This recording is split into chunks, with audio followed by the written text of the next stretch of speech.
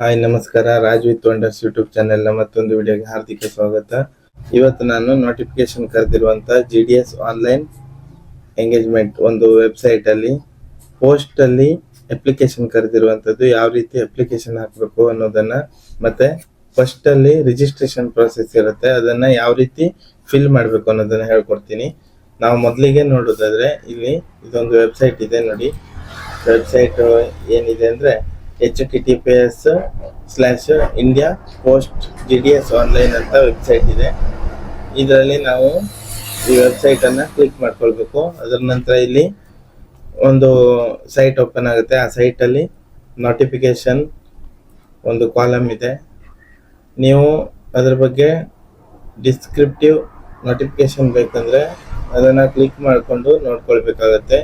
ಮೊದಲಿಗೆ ಈ ಒಂದು ವೆಬ್ಸೈಟ್ ಅಲ್ಲಿ ನಾವು ನೋಡ್ಬೋದು, ಇಲ್ಲಿ ಇಂಡಿಯಾ ಪೋಸ್ಟ್ ಗೌರ್ಮೆಂಟ್ ಇನ್ ಅಂತ ಒಂದು ವೆಬ್ಸೈಟ್ ಇದೆ. ಇಲ್ಲಿ ಹೋದ್ರೆ ನಮಗೆ ನಾವು ಮೇನ್ ಆಗಿ ಇಲ್ಲಿ ನೋಟಿಫಿಕೇಶನ್ ನೋಡ್ಬೋದು. ಇಲ್ಲಿ ಡಿಸ್ಕ್ರಿಪ್ಟಿವ್ ನೋಟಿಫಿಕೇಶನ್ ಕೂಡ ಇದೆ.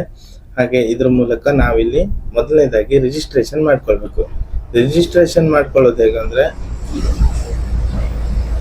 ಅದಕ್ಕಿಂತ ಮೊದಲು ನಾನು ನಿಮಗೆ ನೋಟಿಫಿಕೇಶನ್ ಅನ್ನ ತೋರಿಸ್ತೀನಿ ನೋಡಿ. ಇಲ್ಲಿ ಡಿಸ್ಕ್ರಿಪ್ಟಿವ್ ನೋಟಿಫಿಕೇಶನ್ ಅನ್ನ ಕ್ಲಿಕ್ ಮಾಡಿದವಾಗ ಇಲ್ಲಿ ಸಂಪೂರ್ಣ ಈ ಒಂದು ಅಪ್ಲಿಕೇಶನ್ ಗೆ ಸಂಬಂಧಪಟ್ಟಂತ ನೋಟಿಫಿಕೇಶನ್ ಆನ್ ಆಗುತ್ತೆ. ಈ ನೋಟಿಫಿಕೇಶನ್ ನಲ್ಲಿ ಆನ್ಲೈನ್ ಆನ್ ಟೈಮ್ ರಿಜಿಸ್ಟ್ರೇಷನ್ 31ನೇ ತಾರೀಕಿಂದ 2ನೇ ತಾರೀಕು ಅಂದ್ರೆ 2ನೇ ತಿಂಗಳ 14ನೇ ತಾರೀಕು ತನಕ ಇದೆ. ಹಾಗೆ ಆನ್ಲೈನ್ ಸಬ್ಮಿಷನ್ ಫಾರ್ಮ್ ಫಿಲ್ಅಪ್ ಮಾಡ್ಲಿಕ್ಕೆ ಡೇಟ್ ಅಂದ್ರೆ ಫೆಬ್ರವರಿ 2ರಿಂದ 16ನೇ ತಾರೀಕಿನವರೆಗೂ ಇದೆ. ಹಾಗೆ ಏನಾದ್ರು ಕರೆಕ್ಷನ್ ಇದ್ರೆ ನಾವಿಲ್ಲಿ ನೋಡ್ಬೋದು, 18ನೇ ತಾರೀಕಿಂದ 19ನೇ ತಾರೀಕು ಅಂತಾನೆ ಏನಾದ್ರೂ ಅಪ್ಲಿಕೇಶನ್ ನಲ್ಲಿ ಕರೆಕ್ಷನ್ ಇದ್ರೆ ನಾವು ಮಾಡ್ಕೊಳ್ಬೇಕಾಗ್ತದೆ. ಹಾಗೆ ಈ ಪೋಸ್ಟ್ ಗೆ ಸಂಬಂಧಿಸಿದಂತ ಒಂದು ಆನ್ಲೈನ್ ವೆಬ್ಸೈಟ್ ನೋಡಿ, ಲಿಂಕ್ ಕೂಡ ಇಲ್ಲಿ ತೋರಿಸ್ತಿದ್ದಾರೆ ನೋಡಿ. ನನ್ನ ಮೌಸ್ ಎಲ್ಲಿ ಲಿಂಕ್ ಆಗ್ತಿದೆ ಅಲ್ಲಿ ಲಿಂಕ್ ಕೂಡ ಇದೆ.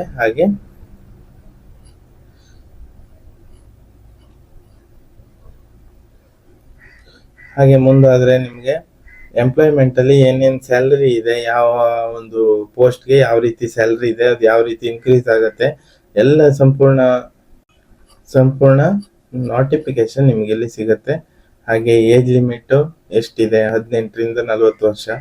ಹಾಗೆ ಯಾವ ರೀತಿ ಯಾವ ಕಾಸ್ಟ್ಗೆ ಯಾವ ರೀತಿ ಒಂದು ಏಜ್ ಅಲ್ಲಿ ನೀವು ಜಾಸ್ತಿ ಏಜ್ ಇದ್ರು ಹಾಕ್ಬೋದು, ಅದು ರಿಲ್ಯಾಕ್ಸೇಷನ್ ಯಾವ ರೀತಿ ಇದೆ ಅದನ್ನು ಕೂಡ ತೋರಿಸಿದ್ದಾರೆ.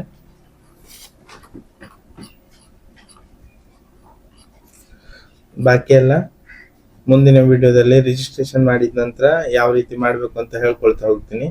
ಹಾಗೆ ನೋಟಿಫಿಕೇಶನ್ ನೋಡಾಯ್ತು. ನಾವಿಲ್ಲಿ ಒಂದು ಆಪ್ಷನ್ ಇದೆ ನೋಡಿ, click here to register apply ಅಂತ. ಇದನ್ನ ನಾವು ಕ್ಲಿಕ್ ಮಾಡ್ಕೊಳ್ಳೋಣ. ಇಲ್ಲಿ ಏನಿದೆ, ಈ ಒಂದು ಸೈಟ್ ಓಪನ್ ಆಯ್ತು. ಈ ಒಂದು ಪೇಜ್ ಅಲ್ಲಿ ನ್ಯೂ ಕ್ಯಾಂಡಿಡೇಟ್ ರಿಜಿಸ್ಟ್ರೇಷನ್ ಅಂತ ಇದೆ. ಇಲ್ಲಿ ಎಲ್ಲರೂ ಯಾರೇ ಅಪ್ಲಿಕೇಶನ್ ಹಾಕೋದಿದ್ರು ಮೊದಲನೇದಾಗಿ ಇಲ್ಲಿ ನ್ಯೂ ಕ್ಯಾಂಡಿಡೇಟ್ ಅಲ್ಲಿ ರಿಜಿಸ್ಟ್ರೇಷನ್ ಮಾಡ್ಕೊಳ್ಬೇಕು. ಇಲ್ಲಿ ನಮ್ಗೆ ಮೊದಲು ಮೊಬೈಲ್ ನಂಬರ್ ಕೇಳುತ್ತೆ. ಇಲ್ಲಿ ನಾನು ಮೊಬೈಲ್ ನಂಬರ್ ಹಾಕಿದ ತಕ್ಷಣ ಇಲ್ಲಿ ನನ್ನ ಮೊಬೈಲ್ ನಂಬರ್ ಹಾಕಿದ ತಕ್ಷಣ OTP ಕೇಳುತ್ತೆ. OTP ನ ವೆರಿಫಿಕೇಶನ್ ಮಾಡ್ಕೊಳ್ಬೇಕು. ಈ OTP ವೆರಿಫಿಕೇಶನ್ ಆದ ತಕ್ಷಣ ನಮ್ಗೆ ಇಲ್ಲಿ ಮೇಲ್ ID ಒಂದು ಹಾಕ್ಬೇಕಾಗ್ತದೆ. ಅದಕ್ಕೊಂದು OTP ಬರುತ್ತೆ, ಅದನ್ನು ಕೂಡ ವೆರಿಫಿಕೇಶನ್ ಮಾಡ್ಕೊಳ್ಬೇಕಾಗುತ್ತೆ. ಈ 2 OTP, ನಮ್ಮ ಮೊಬೈಲ್ OTP ಮತ್ತೆ ವೆರಿಫಿಕೇಶನ್ OTP, ಈ ಒಂದು ಮೇಲ್ ID OTP 2 ವೆರಿಫಿಕೇಶನ್ ಆದ ತಕ್ಷಣ ಇಲ್ಲಿ ನೆಕ್ಸ್ಟ್ ಕಾಲಮ್ ಇದೆ, ನೆಕ್ಸ್ಟ್ ಮೇಲೆ ಕ್ಲಿಕ್ ಮಾಡಬೇಕು. ಇಲ್ಲಿ ನಾವು 10th ಮಾರ್ಕ್ಸ್ ಕಾರ್ಡ್ ಮೇಲೆ ಅದರ ಬೇಸಿಸ್ ಮೇಲೆ ನಾವು ಒಂದು ಜಾಬ್ಗೆ ಅಪ್ಲಿಕೇಶನ್ ಹಾಕೋದ್ರಿಂದ ಇಲ್ಲಿ ನಾವು 10th ಮಾರ್ಕ್ಸ್ ಕಾರ್ಡ್ ಮೇಲೆ ಏನು ಹೆಸರಿದೆ ಅದೇ ರೀತಿ ಫಿಲ್ ಮಾಡಬೇಕು. ಇಲ್ಲಿ ನಮ್ಮ ನೇಮ್ ಫಿಲ್ ಮಾಡಬೇಕು. ಹಾಗೆ ಡೇಟ್ ಆಫ್ ಬರ್ತ್ ಏನಿದೆ ಅದು ಫಿಲ್ ಮಾಡಬೇಕು. ಹಾಗೆ ಜೆಂಡರ್ ಅನ್ನ ಫಿಲ್ ಮಾಡಬೇಕು. ಹಾಗೆ ಫಾದರ್ ಅಥವಾ ಗಾರ್ಡಿಯನ್ಸ್ ನೇಮ್ ಏನಿದೆ ಅದನ್ನ ಫಿಲ್ ಮಾಡಬೇಕು. ಹಾಗೆ ಮದರ್ ನೇಮ್, ಹಾಗೆ ಕಮ್ಯುನಿಟಿ ಯಾವುದು ನಮ್ದು ಕ್ಯಾಟಗರಿ ವೈಸ್ ಫಿಲ್ ಮಾಡ್ಕೊಳ್ಬೇಕು. ನಾವು ಇಲ್ಲಿ ಅಪ್ಲಿಕೇಶನ್ ಹಾಕಿದ ತಕ್ಷಣ ನೋಡಿ, ಇಲ್ಲಿ ಏನು ನಾವು ತಂದೆ ಹೆಸರು, ಮದರ್ ನೇಮ್, ಕಮ್ಯುನಿಟಿ ಎಲ್ಲ ಸೆಲೆಕ್ಟ್ ಮಾಡಿದ್ಮೇಲೆ ಕಂಪ್ಲೀಟ್ ಅಂತ ಕ್ಲಿಕ್ ಮಾಡಿದ್ರೆ ನಮಗೆ ಒಂದು ರಿಜಿಸ್ಟ್ರೇಷನ್ ಸಕ್ಸಸ್ಫುಲ್ ಅಂತ ಬರುತ್ತೆ. ಹಾಗೆ ನಂಬರ್ ಅನ್ನ ನಾವು ನೋಟ್ ಮಾಡಿ ಇಟ್ಕೊಳ್ಬೇಕು. ಹಾಗೆ ನಮ್ಮ ರಿಜಿಸ್ಟ್ರೇಷನ್ ಮೊಬೈಲ್ ನಂಬರ್ಗೆ ಹಾಗೂ ಮೇಲ್ ಐಡಿಗೆ ಒಂದು ಪಾಸ್ವರ್ಡ್ ಮತ್ತೆ ಒಂದು ರಿಜಿಸ್ಟ್ರೇಷನ್ ನಂಬರ್ ಬರುತ್ತೆ. ಈ ನಂಬರ್ ಅನ್ನ ಇಟ್ಕೊಂಡಿರ್ಬೇಕು. ನಂತರ ಏನಂದ್ರೆ ನೆಕ್ಸ್ಟ್ ಈ ಒಂದು ವೆಬ್ಸೈಟ್ ಅಲ್ಲಿ ನಂತರ ನಾವು ಈ ಒಂದು ಅಂದ್ರೆ ಇವತ್ತು ಒಂದು 2ನೇ ತಾರೀಕು ಫೆಬ್ರವರಿ 2ರಿಂದ ಅಪ್ಲಿಕೇಶನ್ ಸ್ಟಾರ್ಟ್ ಆಗುತ್ತೆ. ಅಪ್ಲಿಕೇಶನ್ ಸ್ಟಾರ್ಟ್ ಆದ ತಕ್ಷಣ ಆ ಒಂದು ರಿಜಿಸ್ಟ್ರೇಷನ್ ನಂಬರ್ ಮೂಲಕ ನಾವು ಲಾಗಿನ್ ಮಾಡ್ಕೊಳ್ಬೇಕು. ಇವಾಗ ನೋಡಿ ಇಲ್ಲಿ ಕ್ಯಾಂಡಿಡೇಟ್ ಲಾಗಿನ್ ಅಂತ ಆಪ್ಷನ್ ತೋರಿಸ್ತಿದೆ. ನಾವು ಈಗ ಯಾವ ಒಂದು ಅಪ್ಲಿಕೇಶನ್ ಅನ್ನ ಸ್ಟಾರ್ಟ್ ಮಾಡಿದ್ದೇವೆ ಆ ಅಪ್ಲಿಕೇಶನ್ಗೆ ನಮಗೆ ಒಂದು ರಿಜಿಸ್ಟ್ರೇಷನ್ ನಂಬರ್ ಹಾಗೆ ಒಂದು ಪಾಸ್ವರ್ಡ್ ಬರುತ್ತೆ. ಆ ಪಾಸ್ವರ್ಡ್ ಮೂಲಕ ನಾವು ಈ ಕ್ಯಾಂಡಿಡೇಟ್ ಲಾಗಿನ್ ಅನ್ನುವಂತ ಒಂದು ಕಾಲಮ್ ಅಲ್ಲಿ ಲಾಗಿನ್ ಮಾಡ್ಕೊಳ್ಬೇಕು. ಈಗ ನೋಡಿ ಓಪನ್ ಆಗಿದೆ. ಈಗ ಕ್ಯಾಂಡಿಡೇಟ್ ಲಾಗಿನ್ ಅನ್ನುವಂತ ಒಂದು ಆಪ್ಷನ್ ಅಲ್ಲಿ ನಾನು ಲಾಗಿನ್ ಮಾಡ್ತೀನಿ. ಇಲ್ಲಿ ಇಂಪಾರ್ಟೆಂಟ್ ಲಾಗಿನ್ ಇನ್ಸ್ಟ್ರಕ್ಷನ್ ಅಂತ ಇದೆ. Enter your registration number in the user I D field. Your account will be locked after 5 unsuccessful login attempts.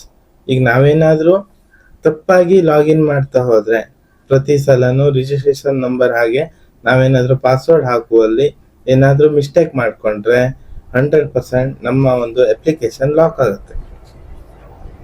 ಒಂದು 5ಕ್ಕಿಂತ ಜಾಸ್ತಿ ಏನಾದ್ರೂ ತಪ್ಪು ಮಾಡಿದ್ರೆ ನಾವೇನಾದ್ರೂ 5ಕ್ಕಿಂತ ಜಾಸ್ತಿ ತಪ್ಪುಗಳನ್ನ ಮಾಡಿದ್ರೆ ಅಪ್ಲಿಕೇಶನ್ ಲಾಗಿನ್ ಮಾಡುವಂತ ಸಮಯದಲ್ಲಿ ನಮ್ಮ ಒಂದು ಅಪ್ಲಿಕೇಶನ್ ಲಾಕ್ ಆಗುವಂತ ಚಾನ್ಸಸ್ ಇರುತ್ತೆ.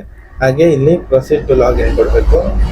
ಇಲ್ಲಿ ನಮಗೆ ಯಾವ ಒಂದು ರಿಜಿಸ್ಟ್ರೇಷನ್ ಐ ಡಿ ಬಂದಿತ್ತು ಆ ಐ ಡಿನ ಹಾಕಿ ಇಲ್ಲಿ ಕೆಳಗಡೆ ಪಾಸ್ವರ್ಡ್ ಅನ್ನು ಹಾಕಿ ಲಾಗಿನ್ ಮಾಡ್ಕೊಳ್ಬೇಕಾಗ್ತದೆ. ಈಗ ಮುಂದಿನ ವಿಡಿಯೋದಲ್ಲಿ ಈ ಒಂದು ಅಪ್ಲಿಕೇಶನ್ ಯೂಸರ್ ಐ ಡಿಯನ್ನು ಹಾಕಿ ಪಾಸ್ವರ್ಡ್ ಅನ್ನು ಹಾಕಿ ಯಾವ ರೀತಿ ನಾನು ಅಪ್ಲಿಕೇಶನ್ ಅನ್ನು ಹಾಕಬೇಕು ಅನ್ನೋದನ್ನ ನಿಮಗೆ ತಿಳಿಸಿಕೊಡ್ತೀನಿ. ನಿಮಗೇನಾದ್ರೂ ಈ ವಿಡಿಯೋ ಇಷ್ಟ ಆದ್ರೆ ನಮ್ಮ ಚಾನೆಲ್ ಅನ್ನ ಸಬ್ಸ್ಕ್ರೈಬ್ ಮಾಡಿ, ಶೇರ್ ಮಾಡಿ ಹಾಗೂ ಪಕ್ಕದಲ್ಲಿರುವಂತ ಬೆಲ್ ಬಟನ್ ಅನ್ನ ಕ್ಲಿಕ್ ಮಾಡಿ. ನಿಮಗೂ ಉದ್ಯೋಗಕ್ಕಾಗಿ ಅರ್ಜಿ ಸಲ್ಲಿಸುವವರಿಗೆ ಒಳ್ಳೆಯ ಮಾಹಿತಿಯನ್ನ ಇನ್ನು ಮುಂದಿನ ವಿಡಿಯೋಗಳಲ್ಲಿಯೂ ಕೂಡ ತಿಳಿಸಿಕೊಡ್ತೀನಿ. ಹಾಗಾಗಿ ನಮ್ಮ ಚಾನೆಲ್ ಅನ್ನ ನೋಡ್ತಾ ಇರಿ. ಧನ್ಯವಾದಗಳು.